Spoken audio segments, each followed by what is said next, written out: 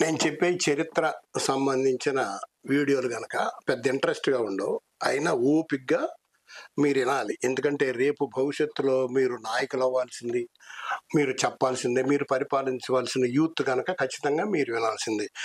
13వ శతాబ్దంలో అంటే 1323 నుంచి 1326 దాకా కాకతీయులు ఓరుగల్లుని పరిపాలించేటప్పుడు చివరి కాకతీయ రాజు ప్రతాపరుద్రుడు ఏం చేశాడంటే తన రాజ్యాన్ని 72 నాయంకర్లుగా విభజించాడు. అంటే ఒక్కొక్క ఏరియా ఒక్కొక్కళ్ళకి అప్పచెప్పి అక్కడ నువ్వు అక్కడ అని నాయకులుగా పెట్టాడు. వాళ్ళని నాయంకర్లు అంటారు. వాళ్లే పన్ను వసూలు చేయొచ్చు, వాళ్లే సైన్యాన్ని కూడా వాళ్లే మెయింటైన్ చేయొచ్చు. రాజుగారు పిలిచినప్పుడు ఆయా సైన్యాల్ని యుద్ధానికి మన దగ్గరకు పంపాలి.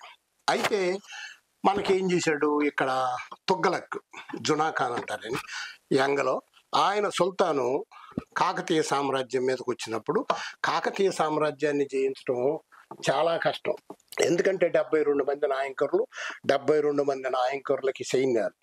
ఈ నాయంకర్లు ఎవరు అని మనం వెళ్తే ఇదిగో ఇక్కడ నాయంకర వ్యవస్థ గురించి మనకి వెలుగోటి వంశ చరిత్రలో మనకుంది ఈ నాయంకర చరిత్ర గురించి. మరియు రెడ్డి సంచిక అనే గ్రంథం ఉంది. నేను దీన్ని ప్రింట్ తీయించుకున్నా. నేను మీకు కనబడుతుందో లేదో కానీ ఇది రెడ్డి సంచిక అనే గ్రంథం ఉంది. ఇది చాలా పెద్దది. ఇవన్నీ మీరు చరిత్రలో ఇవన్నీ మీరు చూసుకోవాల్సిన అవసరం ఉంది. ఇందులో 72 మంది నాయకులు పరిపాలించినట్టు ఉంది. ఇప్పుడు 72 మంది లిస్టు నా దగ్గర ఉంది. 72 మంది లిస్టు రాశాను, ఇంకా ప్రింట్ అవ్వలేదు బుక్. ఇది 72 మంది నాయంకర్లు లిస్ట్ ఉంది. ఈ 72 మంది నాయంకర్లు పేర్లు ఏంటో తెలుసా? రేచర్ల ప్రసాదిత్య మాల్దేవ్, 2 మాల్దేవ పాత్రుడు, 3 అనాచి మాల్దేవుండు, 4 అల్లుడు రుద్ర మాల్దేవుండు, 5 మురారి మాల్దేవుండు, 6 సందాయ మాల్దేవుండు, 7 పోతికంటి మాలదేవుడు. మాల అని రాయటానికి మాలదేవుడు అని రాస్తే మాల అని ఎక్కడ బయటపడిద్దానని వీళ్ళందరూ కూడా చరిత్రకారు మాలదేవ్ అంటే అదేదో మనకు సంబంధం లేని పదం అనుకుంటున్నావు కానీ అంటే ఇవన్నీ మాలదేవుడు అన్నమాట. రేచర్ల ప్రసాదిత్య మాలదేవ పాత్రుడు, మాలదేవ అనాచి, అల్లుడు రుద్రదేవ మాలదేవ, మురారి మాల్దేవ, సందాయ మాలదేవ, పోతికంటి మాల, వీళ్ళన్నమాట. ఇలా 72 మంది ఉన్నారు. ఇందులో కొన్ని మాల్దేవ ఉన్నారు, కొన్ని వెలమాలలు ఉన్నారు, కొంతమంది రెడ్డిస్ ఉన్నారు, కొంతమంది మిగిలిన అదర్ క్యాస్ట్లుగా తర్వాత ఫామ్ అయ్యారు. అంటే కమ్మ కాపులు వీళ్ళందరూ కూడా. యుద్ధం వచ్చింది. సుల్తాన్ వచ్చేసాడు, కోట ముట్టడికి సుల్తాన్ వచ్చేసాడు.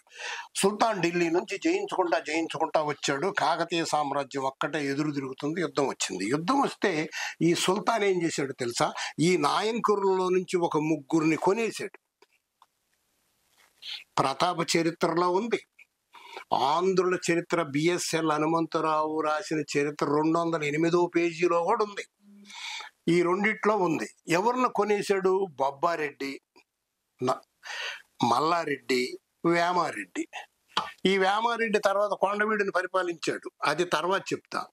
ఈ వేమారెడ్డిని, బొబ్బారెడ్డిని, మల్లారెడ్డి అనే 3 నాయంకుల్ని అతను కొనేశాడు. ఇది ప్రతాప చరిత్రలో ఉంది.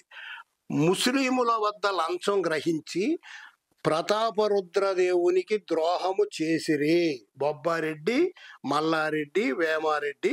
ప్రతాప చరిత్రలో ఉంది. తర్వాత బిఎస్ఎల్ హనుమంతరావు ఆంధ్రుల చరిత్రలో 208వ పేజీలో కూడా ఇదే కోట్ చేసి ముస్లిముల వద్ద లంచము గ్రహించి ప్రతాపరుద్రదేవునికి ద్రోహము చేసిరి అని ఉంది. ఇదే విషయం రెడ్డి సంచికలో కూడా ఇందాక మీకు చూపించాను కదా, వాళ్ళు రాసుకున్న బుక్లో కూడా ఈ విషయం ఉంది. ఇది దాచేస్తే దాగని సత్యం. అంటే నాయంకరుల్లో మాలదేవ అని ఒక డజన్ మంది దాకా ఉన్నారు. ఆ తర్వాత రెడ్డి అని ఒక 1 డజన్ ఉన్నారు. ఆ తర్వాత వెలమ అని ఉన్నారు.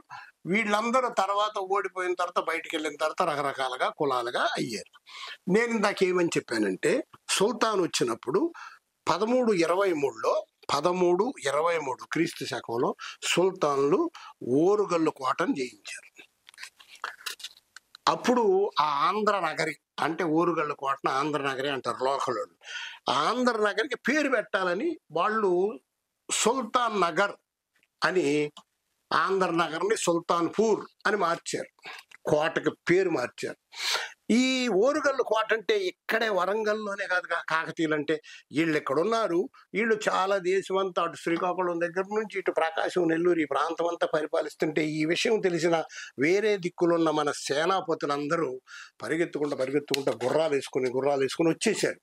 అలా వచ్చిన వాళ్ళు ఎవరో తెలుసా? మాల మాస్టిన్లు సేనాపతులు. సింగం బేతాళ ఒక సేనాపతి, సింగం బేతాళ ఇంకొక సేనాపతి రంపాల కేశవ, ఇంకొక సేనాపతి మాల కన్నమాధీర, మాల కన్నముడు కాదు మాల కన్నమాధీర. ఆ రోజుల్లో వాళ్ళు వచ్చేసారు. వాళ్ళు వచ్చి చాలా వీరోచితంగా పోరాడారు. ఇక్కడ పోరాడి 1323లో వాళ్ళు సుల్తాన్పూర్ రాసిస్తే అవన్నీ తీసిపడేసి వీళ్ళందరూ పోరాడి వీళ్ళని మళ్ళీ వాళ్ళు తిరిగి సుల్తాన్లు జయించడానికి 3 సంవత్సరాలు పట్టిందయ్యా. 1326లో కానీ మన కాకతీయ సామ్రాజ్యం వాళ్ళ వశం అయ్యింది. అప్పటిదాకా వాళ్ళ వశం అవల.